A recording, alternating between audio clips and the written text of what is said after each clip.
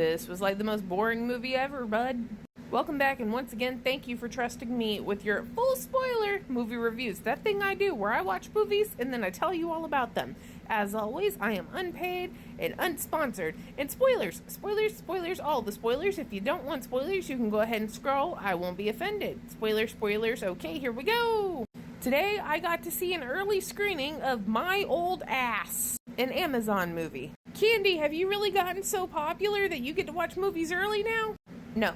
But Cinemark does this thing usually like once a month where they do the secret movie series where you pay $5 and you don't know what you're going to watch until the movie starts. And I really enjoy it. Now, the thing is, when they do this, it's usually a movie that's coming out later that week. So when I've been there, I've seen Boy Kills World and The Bike Riders. So I thought maybe this would be Speak No Evil or that other one with Batista in it. But no, we got My Old Ass. And I was bored as hell. Like, I had heard this movie has an hour and 57-minute runtime. I was like, okay, so essentially it's a 2-hour movie. I'll watch, like, the first hour, and if I don't like it, I'll leave. So I got to the hour, and I was like, maybe it's like a build-up, like a Nicholas Sparks movie. You ever see Knights of Road Anthony? We got an hour left. I could probably sit through that, but no, there was only, like, maybe 40 minutes left. And, like, it just ended, and I was like, oh. That was a disappointment. Anyways, what's this about? So there's a girl named Elliot. She just turned 18. She grew up on her parents' Canadian cranberry farm. And she wants to move to Toronto, which is the big city, to go to college. Well, like a few days before she leaves, her and her friends want to try mushrooms on a camping trip. And apparently when she gets high, she can talk to her 39-year-old future self, who is Aubrey Plaza. Which, like, it's really cool to see yourself in the future, but, like, what's Aubrey Plaza going to bring from the future that's going to change her life? Not a goddamn thing.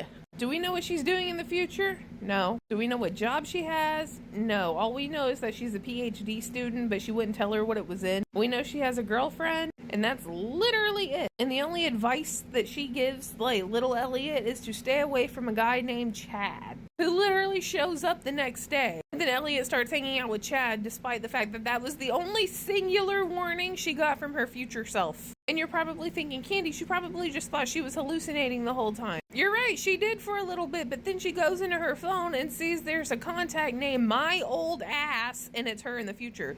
So she can just call and, like, text her future self, who still won't tell her jack shit, just to stay away from Chad. And come to find out, it's because Chad is going to die.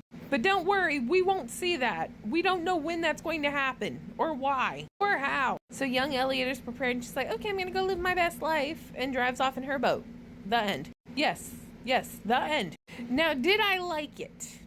No. It goes sex, drugs, act like a snot, more sex, more drugs, act like less of a snot, don't listen to future self, have more sex, be sad for a second, the end. And I'm gonna be completely honest, the thing that was throwing me off in this movie mostly was the fact that young Elliot sounds a lot like JoJo Siwa. And I really don't know how, like, the critic score has a 93% for this. I really don't. I'm gonna give it a 0 out of 10 because there was no plot. Where the fuck was the plot? She only tried for about 30 seconds to stay away from Chad. She actively went against the only advice she was given and got wienered. We don't know anything about the future. So 0 out of 10. Okay, bye.